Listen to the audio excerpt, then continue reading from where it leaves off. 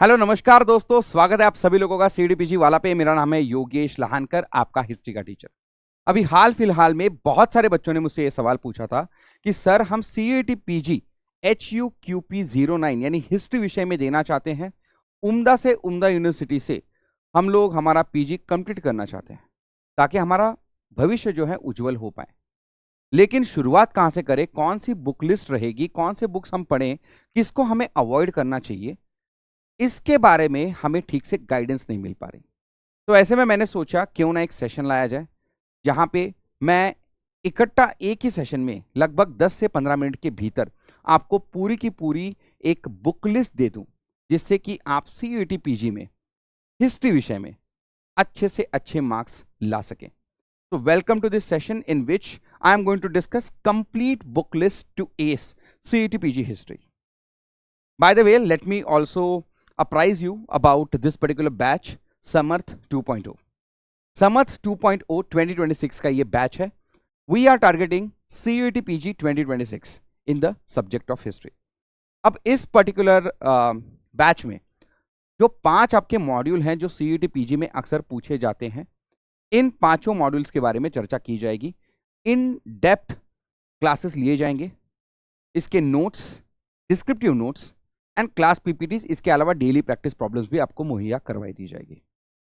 क्या क्या कौन से मॉड्यूल्स हैं? Ancient Indian history, early medieval Indian history, medieval Indian history, modern Indian history and world history. 5 के 5 मॉड्यूल्स इसमें इन डेप्थ मैं खुद आपके साथ डिस्कस करने वाला. तो जरूर 3499 के इस ऑफर प्राइस में आप इसके बारे में जरूर सोच सकते हैं. बाकी हमारा एक टेलीग्राम चैनल भी है, इसको भी ज्वाइन कर लीजिएगा ताकि आपको कंटिन्यूसली अपडेट मिलते जाए. चलिए, without any further ado, let's start with the basic books that you need to read. अब देखिए, जहां पे आपको एनसीईआरटी बुक लिस्ट दिख रही है ना, वो आपको ज्यादातर पूरी की पूरी किताब पढ़नी है. जहां पे पूरी किताब नहीं पढ़नी, वहां पे मैं बता दूंगा. फॉर एग्जाम्पल, यहां पे ये ग्रेड 6 की आर पास्ट पार्ट 1 ये वाली बुक आपको दिख रही है. ठीक है, इसको हम लोग अभी के लिए न्यू एनसीईआरटी बोलेंगे. देखिए, इसके आगे जाने से पहले मैं आपको बता दूं, जब ये सेशन मैं शूट कर रहा हूं तब अगस्त 2025 चल रहा है और अब एनसीईआरटीज बदलने के लिए मतलब बदली जा रही हैं. लेकिन फिर भी मैं इन एनसीईआरटीज को न्यू एनसीईआरटीज कहूंगा और जो पुरानी वाली एनसीईआरटीज हैं उनको मैं ओल्ड एनसीईआरटीज कहूंगा. लेकिन अभी के लिए वैसे देखा जाए तो चूंकि एनसीईआरटीज बदली जा रही हैं तो ये एक्चुअली ओल्ड हो जाती हैं. जो हमारी पहले की ओल्ड एनसीईआरटीज है उनको हम ओल्ड एनसीईआरटीज कह सकते हैं अब. ठीक है, लेकिन just for the sake of convenience I am calling these NCERTs as new NCERTs and old NCERTs as old NCERTs. ठीक है, लेकिन मैंने आपको बता दिया है अभी एनसीईआरटीज चेंज हो रही है, उसका अभी तक आपको टेंशन नहीं लेना है, आपको यही पढ़नी है. अब चूंकि ये एनसीईआरटीज एनसीईआरटी की वेबसाइट के ऊपर उपलब्ध नहीं है तो आपको थोड़ा सा इंटरनेट के ऊपर छानबीन करनी पड़ेगी. आसानी से ये कम से कम न्यू एनसीईआरटीज आपको मिल जाएंगी. ओल्ड एनसीईआरटीज का थोड़ा सा प्रॉब्लम हो सकता है, लेकिन ढूंढने पे तो भगवान भी मिलते हैं. एनसीईआरटी क्या चीज़ है, वो भी मिल जाएंगी. अब देखिए, दूसरी बात जो मैंने कही, पहली बात ये कि जब कभी भी मैं एनसीईआरटी बुक लिस्ट बोलूंगा आपको पूरी की पूरी किताब पढ़नी है. और जब कभी भी हम लोग एनसीईआरटी की ग्रेड 6 बोलेंगे तो उसके साथ आपको ऑटोमेटिकली क्या ऐड करना है? Grade 6 old NCERT. ठीक है, तो ग्रेड 6 की न्यू एनसीईआरटी के साथ साथ आपको ग्रेड 6 की ओल्ड एनसीईआरटी पढ़नी है और वो भी पूरी की पूरी पढ़नी है. ठीक है, ये आपकी पहली बुक है.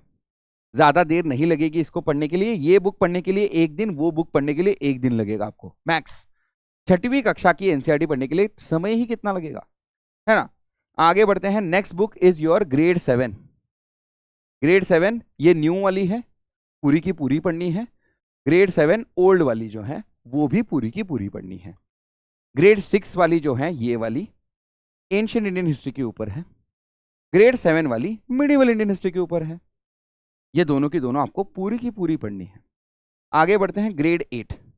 अब जैसे आपने पहचाना होगा, ग्रेड 8 की जो आपकी न्यू एनसीईआरटी है उसके साथ साथ ग्रेड 8 की ओल्ड एनसीईआरटी भी पढ़नी है, पूरी की पूरी पढ़नी है. और अगर हम कालखंड के बारे में बात करते हैं, ये इसका पेज देख के आपको समझ में आया होगा, यहाँ पे ब्रिटिश वगैरह दिख रहे हैं. मॉडर्न इंडियन हिस्ट्री की ये एनसीईआरटी है. पूरी की पूरी पढ़नी है। इसके बाद ग्रेड 9 की एनसीईआरटी मैंने यहाँ पे जानबूझ के ऐड नहीं की है, ग्रेड 9 ओल्ड एंड न्यू। यहाँ पे आपको क्या करना है, आपको सिलेक्टिव रीडिंग करनी है, सिलेक्टिव रीडिंग करनी है। किसकी सिलेक्टिव रीडिंग करनी है? ग्रेड 9 न्यू, ग्रेड 9 ओल्ड, दोनों की सिलेक्टिव रीडिंग करनी है। ज्यादातर जहां पे आपका वर्ल्ड हिस्ट्री का सिलेबस आता है, जैसे कि ग्रेड 9 की जो न्यू एनसीईआरटी है, इसमें आपको French revolution and world Germany during the second world war, Germany, इसके ऊपर जो 2 चैप्टर्स है वही पढ़ने हैं। उसी प्रकार से ओल्ड एनसीईआरटी भी देख लीजिएगा, सिर्फ वही चैप्टर पढ़ लीजिएगा जो आपके वर्ल्ड हिस्ट्री के साथ मेल खाते हैं, ठीक है। और इसके बाद जो ग्रेड 10 की एनसीईआरटी है, इसमें भी एक्चुअली में वैसे देखा जाए तो आपको सिर्फ 2 चैप्टर्स रीड करने हैं। न्यू एनसीईआरटी की बात कर रहा हूं, इस पर्टिकुलर एनसीईआरटी में आपको सिर्फ 2 चैप्टर्स रीड करने हैं जो कि European history and Indian national movement से मेल खाते हैं। अगर हम ओल्ड ग्रेड 10 एनसीईआरटी की बात करते हैं तो उसमें भी आपको सिलेक्टिव रीडिंग करनी है, जो आपके सीयूईटी पीजी के सिलेबस में है, सिर्फ उतना ही पार्ट रीड कीजिएगा, ज्यादा का रीड मत करते बैठिएगा, ठीक है। तो ग्रेड 10 तक तो काम हो गया। अब बात कर लेते हैं grade 11 new NCERT. Grade 11 new NCERT, ठीक है, मैं यहां पे लिख के देता हूं आपको, grade 11 new NCERT completely skip कर दीजिए, कंप्लीट स्किप, पढ़नी ही नहीं है, इससे कुछ नहीं आने वाला। ग्रेड 11 की न्यू एनसीईआरटी का काम यहां पे मैंने तमाम कर दिया। ग्रेड 12 की जो न्यू एनसीईआरटी है उसके बारे में बात कर लेते हैं। ग्रेड 12 की जो न्यू एनसीईआरटी है, ये 3 भागों में विभाजित है, डिवीजन है इसका। Part 1 ancient India, part 2 medieval India, part 3 modern India. तो part 1 ancient, part 2 medieval, part 3 modern. Each and every line पढ़नी है, बिल्कुल इसमें आपको आलस नहीं दिखाना है। तीनों के तीनों पार्ट की हर एक चैप्टर की हर एक लाइन पढ़नी है, बस बात खत्म, ज्यादा कुछ दिन नहीं लगेंगे, ठीक है। अब आप ये सोच रहे होगे कि सर अभी तक आपने ओल्ड एनसीईआरटीज में ग्रेड 11 ग्रेड 12 की बात क्यों नहीं की, आपको अभी समझ में आएगा। चलिए बात कर लेते हैं। यहां तक तो एनसीईआरटी की बुक लिस्ट होगी, और मैंने बोला है एनसीईआरटी बुक लिस्ट जहां कहीं पे भी मैं कुछ नहीं लिख रहा हूं, पूरी की पूरी किताब पढ़नी है। सिर्फ ग्रेड 9 ग्रेड 10 में मैंने सिलेक्टिव रीडिंग करने को बोला है ना, ओल्ड एंड न्यू दोनों का। ग्रेड 11 न्यू एनसीईआरटी स्किप करने को बोला है। ग्रेड 12 न्यू एनसीईआरटी पूरी की पूरी पढ़नी है, तीनों के तीनों पार्ट।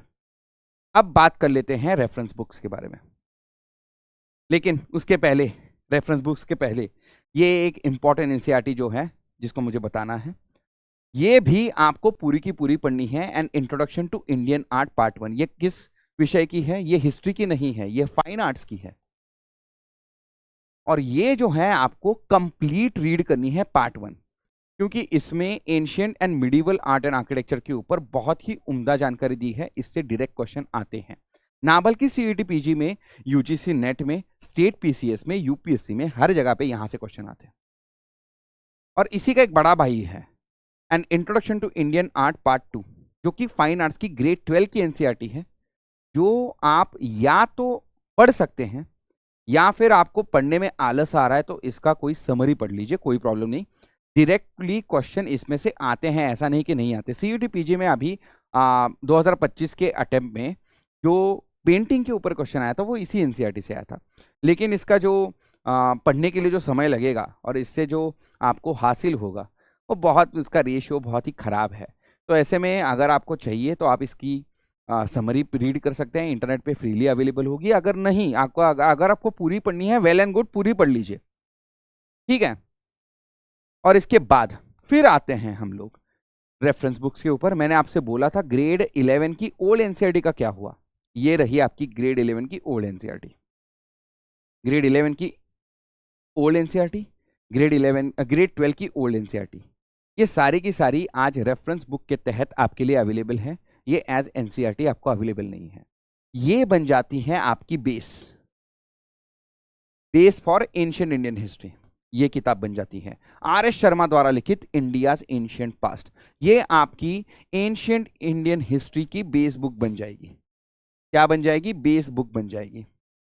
जब कभी भी मैं किसी भी किताब को बेस बुक का दर्जा दूं, इसका मतलब ये है उसके भी सारे के सारे चैप्टर्स आपको पढ़ने हैं, बिल्कुल आलस नहीं करना है। कुल मिला के 29 के आसपास चैप्टर्स हैं, पढ़ने पड़ेंगे। बहुत उम्दा बुक है, डायरेक्ट क्वेश्चन आते हैं। अगर मैं सारे बुक्स में कंपेयर करूं, आर एस शर्मा द्वारा लिखित इंडियाज एंशियंट पास्ट से सबसे ज्यादा क्वेश्चन सीयूटी पीजी में पूछे गए हैं, डायरेक्ट क्वेश्चंस। अगर एक किताब से डायरेक्ट क्वेश्चन आने की संभावना अगर बोले तो सबसे ज्यादा इंपॉर्टेंट एनसीईआरटी है ये। लेकिन अब एनसीईआरटी नहीं है, अब रेफरेंस बुक बन चुकी है। ये बेस बुक है आपकी एंशियंट इंडियन हिस्ट्री के लिए।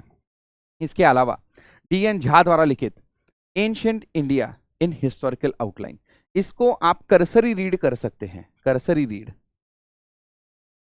इसका मतलब यह है कि एक बार रीड करके छोड़ दो, ज्यादा दिल पे लेने की जरूरत नहीं। नहीं रीड करना, छोड़ ही दो, कोई प्रॉब्लम नहीं है। लेकिन जो अगली वाली आपकी रेफरेंस बुक है ना, ये आपकी ancient and early middle India की बहुत ही इंपॉर्टेंट रेफरेंस बुक है। जब कभी भी मैं आपको रेफरेंस बुक लिखूं, आपको इमीडिएटली पता रहना चाहिए कि पूरी की पूरी किताब नहीं रीड करनी है। सिर्फ और सिर्फ जितना सिलेबस में है उतना सिलेक्टिव रीडिंग करना है। क्या करना है? Selective reading.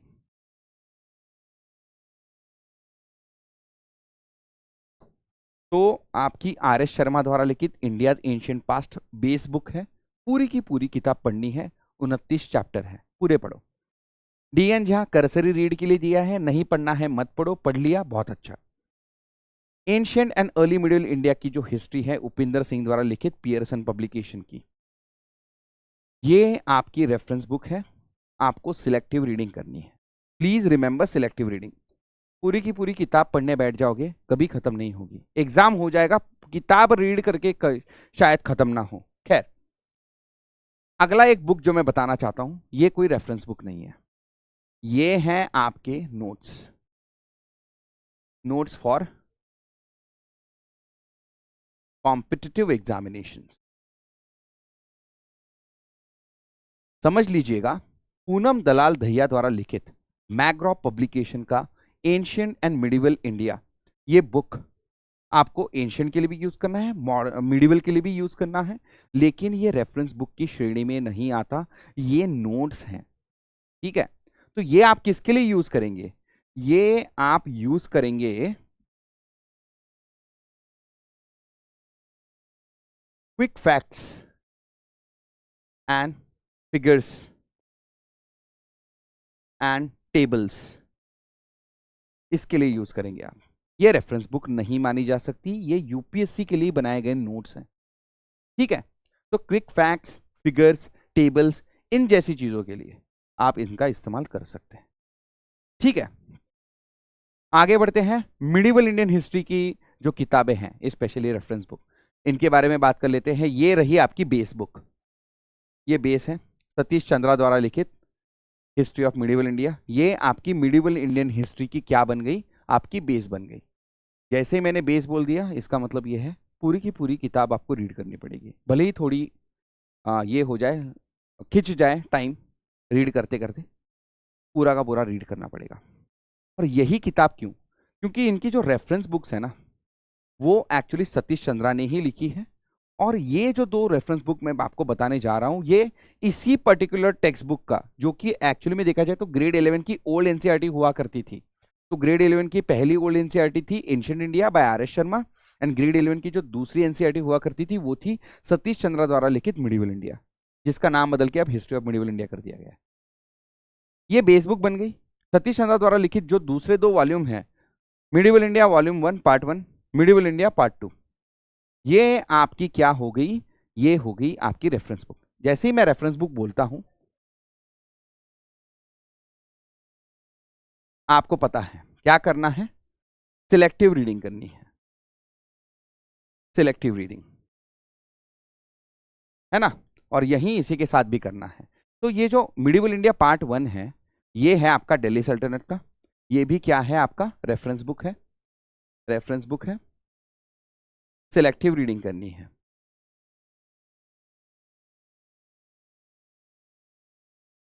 और पार्ट 2 जो है वो है मुगल्स का, मुगल एम्पायर का।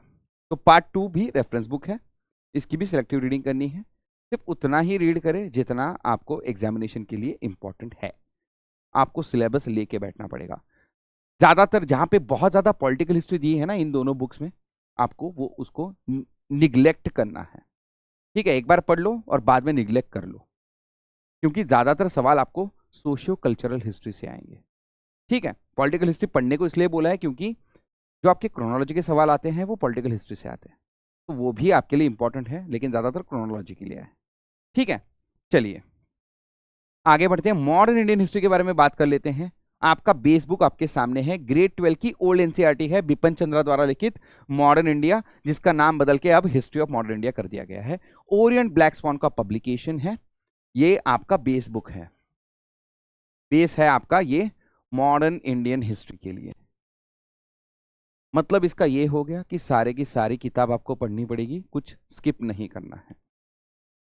बाद में आता है आपका सबसे इंपॉर्टेंट रेफरेंस बुक। ये रेफरेंस बुक है, पूरा का पूरा नहीं पढ़ना है, सिलेक्टिव रीडिंग करनी है। शेखर बंडोपाध्याय द्वारा लिखित from Plassey to partition and after. ये जो बुक है इसमें से डायरेक्ट क्वेश्चंस आजकल आ रहे हैं, CET PG, UGC NET, state PCS, UPSC, हर जगह सिलेक्टिव रीडिंग करनी है। लेकिन बहुत बार ये हो जाता है कि शेखर बंडोपाध्याय की बुक से पढ़ के भी आपको ये लगता है कि ज्यादा इंफॉर्मेशन मेरे पास है नहीं। ऐसे मामलों में ही सिर्फ आपको ये वाली रेफरेंस बुक पढ़नी है, इंडिया स्ट्रगल फॉर इंडिपेंडेंस। ये भी आपकी रेफरेंस बुक है, लेकिन ये लिमिटेड है, इसको आपको मेन रेफरेंस बुक के तौर पे यूज नहीं करना है। जहां कहीं पे भी आपको ये लगता है कि शेखर बंडोपाध्याय की बुक पढ़ के मुझे ठीक से समझ नहीं आया, वहां पे आप इस बुक का सहारा ले सकते हैं। लेकिन आपकी जो मेन रेफरेंस बुक रहेगी वो यही रहेगी, यही है आपकी मेन रेफरेंस बुक।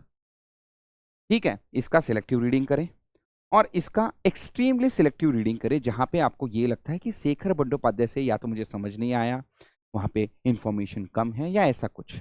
ऐसे मामलों में आप इंडिया स्ट्रगल फॉर इंडिपेंडेंस का सहायता ले सकते हैं। ये बुक पहले बहुत फेमस हुआ करती थी, लेकिन अब इससे डायरेक्ट क्वेश्चन आना थोड़ा सा कम हो चुका है, और बहुत बड़ी किताब है, वैसे भी पूरी रीड नहीं कर पाओगे आप।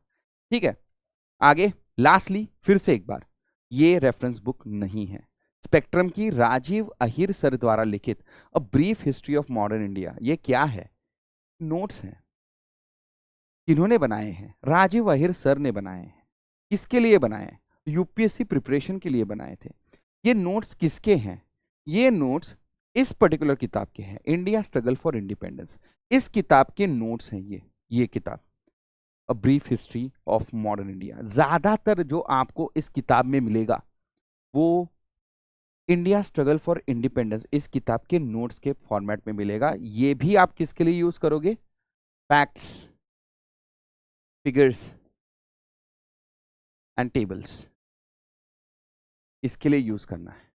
रेडी फैक्ट्स को अगर आपको झट से रिवाइज वगैरह करना है, उसके काम आपकी ये बुक आएगी। इसके अलावा अब जो लास्ट का मॉड्यूल बचता है वो है world history. By the way, आपने नोटिस किया होगा जो अर्ली मिडिवल इंडियन हिस्ट्री है उसके लिए भी मैंने आपको रेफरेंस बुक ही बताई है, और वो है आपकी उपिंदर सिंह जी की बुक। ठीक है, ये वाली।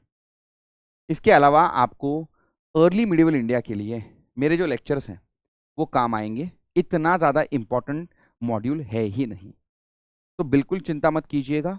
जो मेरी आरंभ बैच है यूट्यूब के ऊपर, वो आप ज्वाइन कर लीजिएगा। अर्ली मिडिवल इंडिया का आपका सारा का सारा सिलेबस वहाँ पे कवर कर लिया गया है।